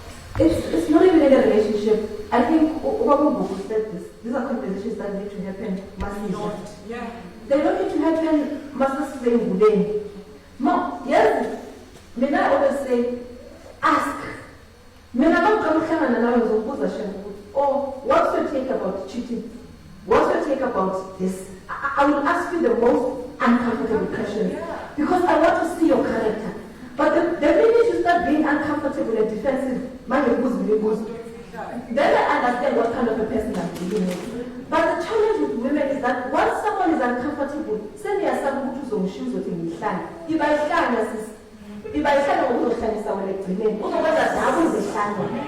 So the abstinence, that's why I don't say women abstain. That's why I'm saying abstinence. I'm talking to both men and women. In my WhatsApp group, there are men who practice celibacy. There are men who married being celibate. There are men who married being virgins and they married women who are not even virgins. So I've got a balance. That's why I struggle, because I'm exposed to men who stand and believe in waiting. I'm exposed to men who engaged previously and I said, hey Amanda, now I realize what sex was doing to me. I was a demon, right? So your message is actually speaking to me. So there are men who are actually interested in the journey of celibacy and abstinence. So it's not a gender thing. And I think if we can also encourage men, because men are the carriers of seed. The seed is powerful more than the womb. You plant a seed, you have a forest. So you can imagine the damage that you guys are doing. A man can make 10 women pregnant in a year. Why not? But we focus so much on the girl, whereas the damage, the perpetrator is that seed of a man. So if we can teach men to preserve their seed, man. Yes, I meet boys, and my foundation deals with boys. Not that I don't deal with women. I deal with boys because in my journey, for some reason, I attracted boys. And I was asking myself, when people say men don't talk, even in coaching, 80% of my clients are men. Married men who say, Amanda, I want a healthy destructive behavior. I'm going through this in my marriage, but I don't want to go that route. And I always say to them, I struggle with this. Men don't talk. That language. Because in my coaching business, 80% of people that I deal with, my clients are male clients. They are married, they are single, they want a direction A. So it's not a gender thing, it's a decision thing. It's being intentional with your decision to make a better life for yourself, to make a better life for your family. Because young ladies, once you decide to marry an abusive man, you must know what you're going to create an abusive family environment, even for the next generation. And that family environment, that child that you're going to bring up in that broken family, becomes a problem in a society. He becomes a broken child. Then he becomes a bully. We are struggling with gender-based violence. So there's many layers too in that. Yes, we can HIV, but there's many layers and many roots that lead to why people are HIV today. Because all you raping, if you are a rapist in a car, all you rape your boyfriend, as to say, look to look at him in jail, intentional just to infect it. That's evil. That person is sick. achilo. Mawuhlangana nomuntu mbuze the most uncomfortable questions. And we should no longer treat HIV with secrecy. No, I always say, sin thrives in secrecy. Anything thrives in secrecy.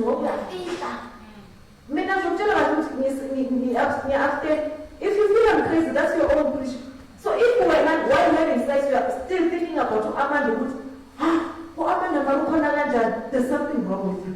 In your own life, you are thinking about how is Amanda surviving without sex. While you are having sex, there is something wrong. Because me, I don't think about I don't have time to think about people who are having sex. Because I am fulfilled in my own journey. So why are you bothered by sexual status? And the abstinence as well, you must also take it as a sexual liberating choice. Right? Because that also stems from saying we accept it. The very same when we talk about HIV/AIDS, we talk about abstinence. It's a sexual liberating choice. We must not look at you as if you are standing when you say I'm abstaining. We must be able to converse about abstinence without being looked at as if there's something wrong with you. Yeah, you know, I just want to give everybody a footnote on this.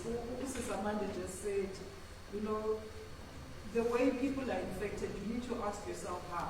Can I give you guys like something very brief? Do you guys know who is HIV in South Africa? You guys don't know. 1982, he figured with 2 white gay men.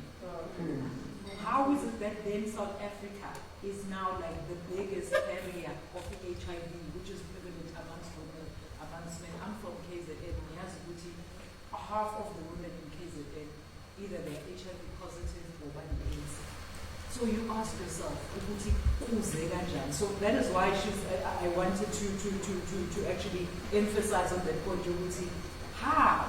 Because if you're asking yourself, these 2 gay white men, in South Africa, and how is it that other black people, straight, how? So then it makes you to think, oh, okay, because I'm sure you are hearing conspiracies, maybe it's man-made. It's not. It's not. HIV, you can Google it now. If you get in South Africa, you will see what I've just told you guys. So make those decisions very wisely. Listen to what this lady is saying. Nina, I'm not abstaining, but I lost a boyfriend that I was with for a very long time because he wanted to ask me, we've been together for such and such a time, why aren't we not now using the condom? And I said, what? What's it now? And I was like, you know what? Because I know why I'm saving this. If I'm saving this for my wedding night, if you're not part of the grander scheme of things, how now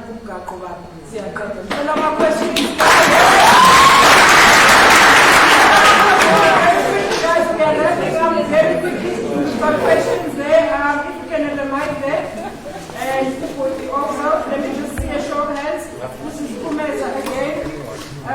More show of hands for. Okay, can all those above me mic just stand up, please? Then we'll let you. Thank you. Okay. Hello, Khonzi. I'm the Project and Public Relations Officer of South College.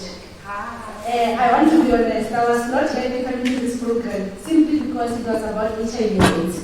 But the way you have elaborated the program, I'm happy to meet you today, and I'm honored to be part of this program. Thank you. We need women like you. You are a leader. Yeah. And that's exactly what the SRC lady said. Ignorance is not wisdom. I'm one of those people who abstain. I abstain. Jesus, I did say, not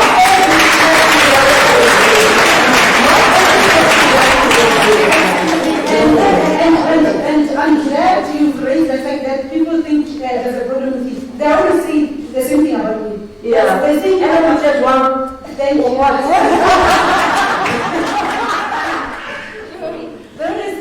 have a problem. But I'm glad this thing is raised. We are living in an environment whereby women think they can slip their way to the job. And they are normalizing it is not. It's not, we should have a woman who knows how to express their beauty. It doesn't matter to the next. It doesn't matter Bazana. You should know how to express your beauty. So that's one of us. I'm just happy about Sis Nandi.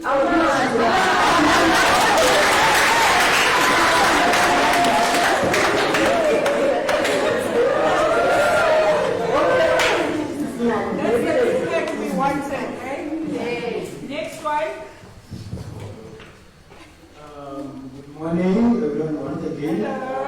Hello.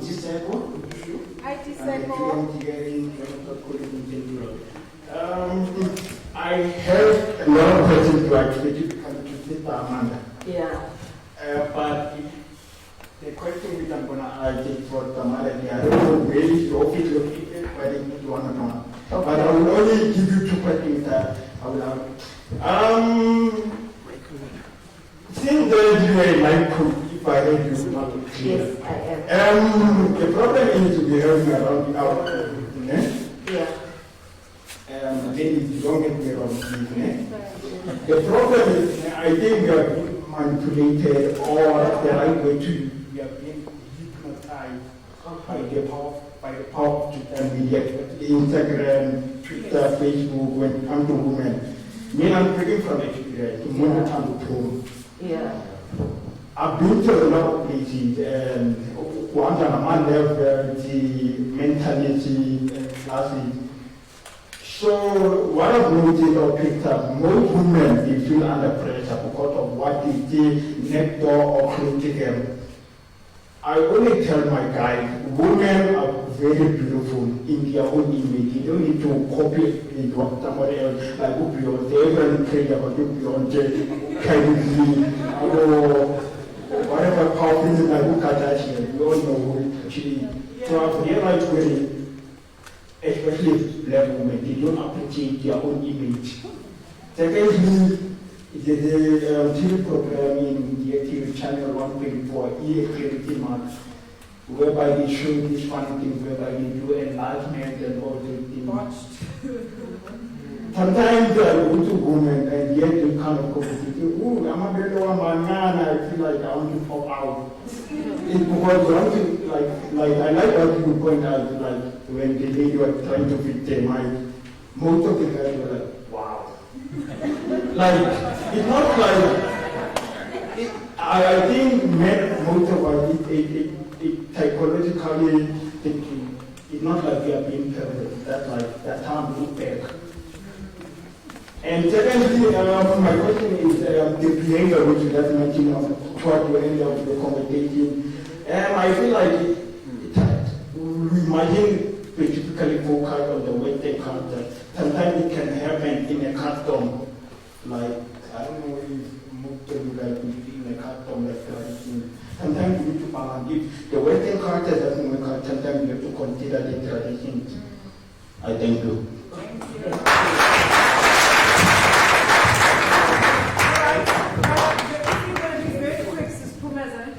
Very, very quickly. Just, yeah.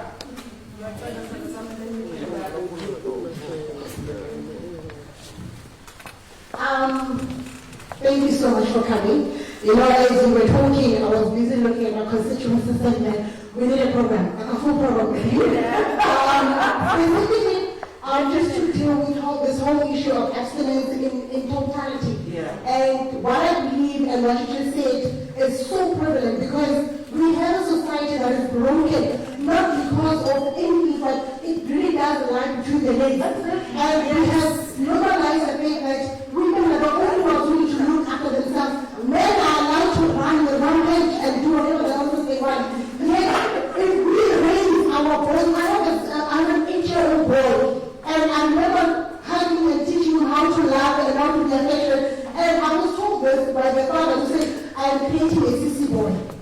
When I said to him, no, I want him to understand how to treat a woman, and it starts with me. But that made me realize, right now we are old, but we have little ones, that we can change the narrative from the one that we are raising. My 13-year-old daughter is now 13. At the time when we started having sexual conversation, she was 10. And she told me, and now this also goes to the Department of Health as well, when she told me about condoms, I had to sit her down at the age of 10, explain to her that abstinence, we don't speak condoms now.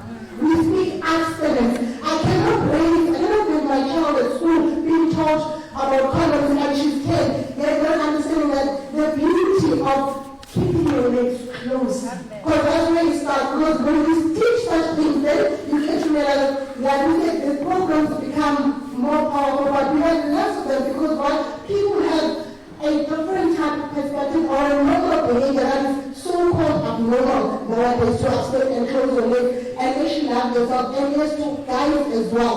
Abstinence is for everyone.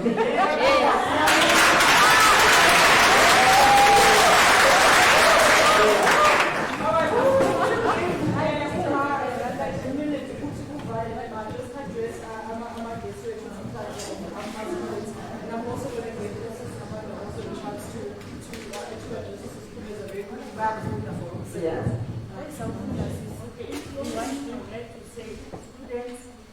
The first one, prevention, let's condomize consistently. And for guys, medical male circumcisions are available in the programs free of charge. From the age of 10 up to the age of 60, we are free to go. And then, there's a system where the yes, we take it because we need consent. But from which age can they then just from 10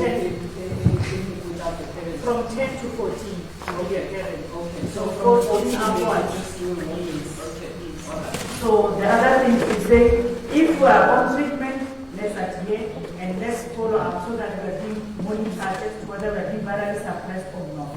That's the take-home message that I can give to you.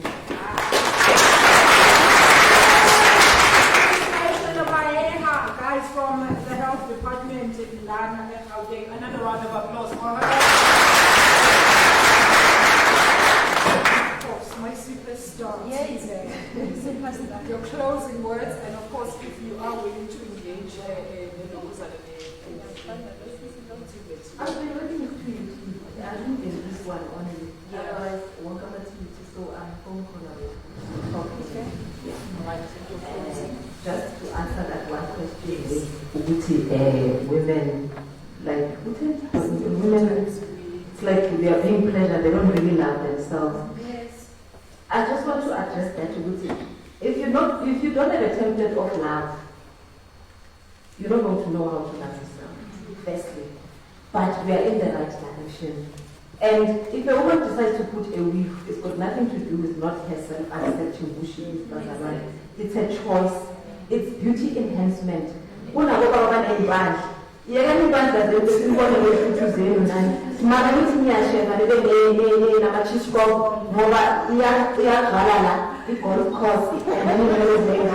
because we are enhancing, I'll shoot you who you are. You are enhancing. You but when women do that with their own hair, it's a problem. We are not changing who we are. We're not got natural hair. So I don't have issues when I see a woman with she's got lack of confidence. You know, she just chose to put sometimes it's an easy way. It's not that deep, guys. It's not that deep. And then I just want to say to Lina, keep journeying on, Standasam. And also, you must learn from her. No matter how many mistakes we do, HIV, she can meet someone on Jerwood, so much again was, why do you take care of yourself? She takes care of herself because she chooses to honor her body and she chooses to honor her new decision. That goes for abstinence as well. If and then you choose to abstain now, and the next one comes and asks you, it's got nothing to do with him. It's your decision, and you've got every right to make a decision with your body. And you cannot enslave a mind that knows itself, that values itself, and that understands itself. You can never enslave it. So I leave you with this. Once your mind is empowered. No one is going to come and preach a gospel that speaks against your values and principles.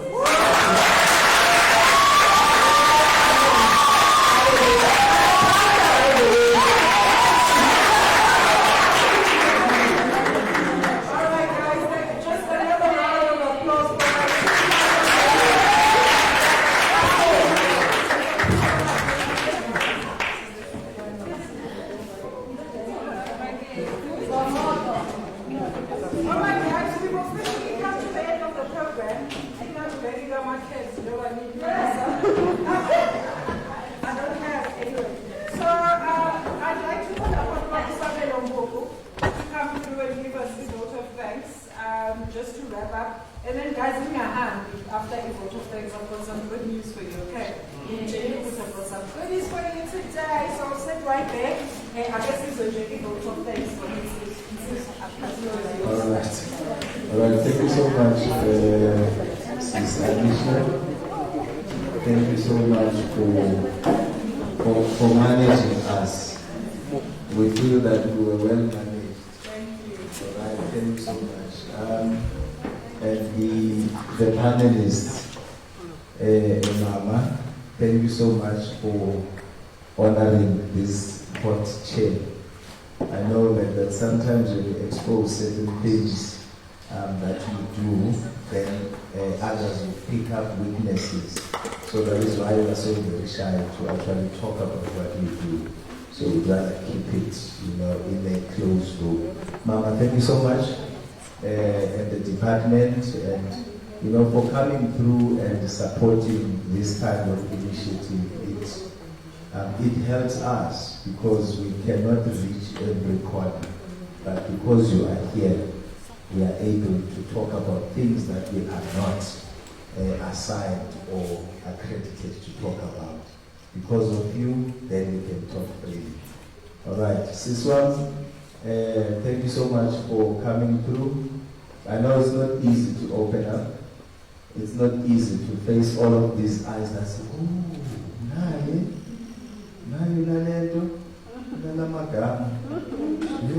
this thing here.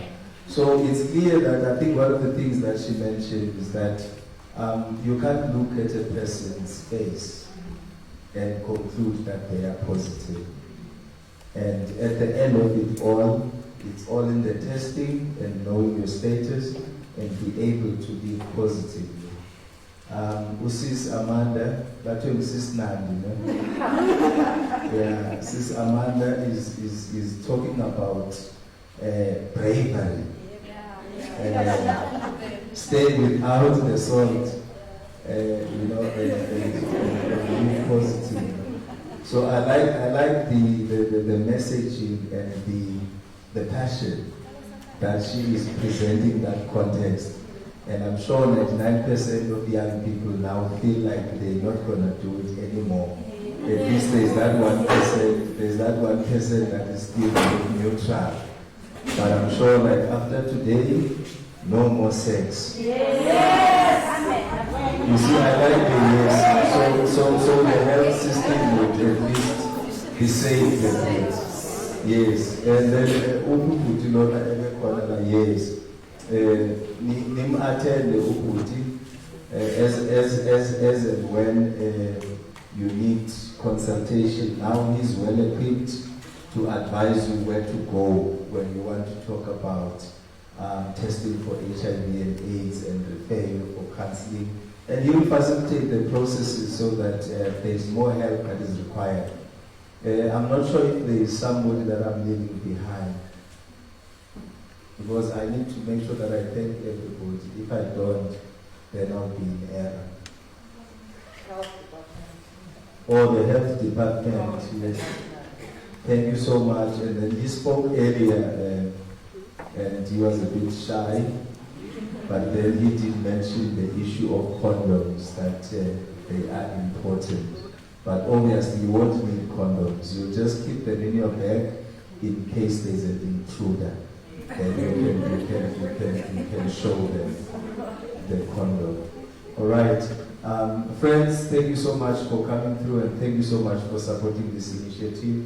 My plea would be extend the conversation in your social media platforms.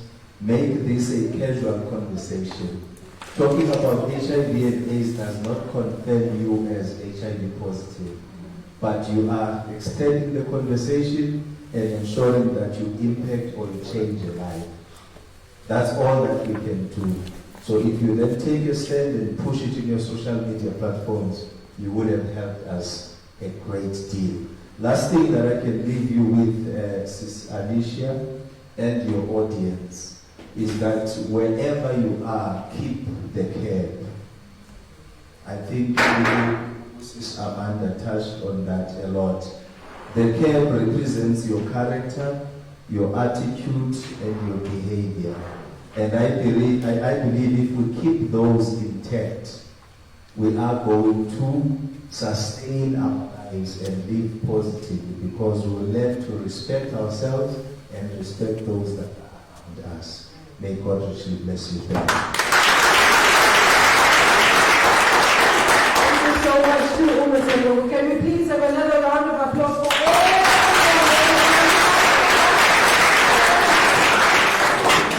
Thank you so much, guys. Mina and the team, I'm very thank my team in this afternoon. By the way, in back group. So thank you guys for being us here. And also Isham for giving this opportunity, and you guys for hearing the call and inviting this person.